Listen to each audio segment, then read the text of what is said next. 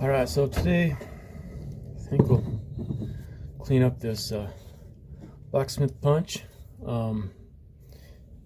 Can't really see it, but underneath here it's marked 1/2 inch. As far as maker's mark, can't really see anything, but got a little mushrooming here. Back here isn't too awful, so let's get going. Alright, well this one's plumb worn out. Got a new one. Let's swap it over. Yeah, I do use the Harbor Freight brand. It's like $6. They're not really rated for this much weight, going really hard on them. So when this burns up, if I burn it up within a couple months, I'll take it back. Burn it up in a year, I'm out. $6, $9, $10, whatever these cost, I'm not sure, but I've got 3 or 4 of them here with this one's on. Got the flap disc on it, got one with the cutting disc. I just keep several, I don't have to change. Just a little tip. Alright, so anyway, you can see it here. I don't know, is that light in the doorway bugging? It might be. Let's move a little bit and see. Maybe a little bit better. So we're going to fix mushrooming here on the punch. There's not really much around here on the handle, or on the struck end. And the handle, we'll just give it a sand. But let's clean it up and see what happens. Alright, so we got the rust knocked off of this. On this end you can see right there, it's a 1/2 inch.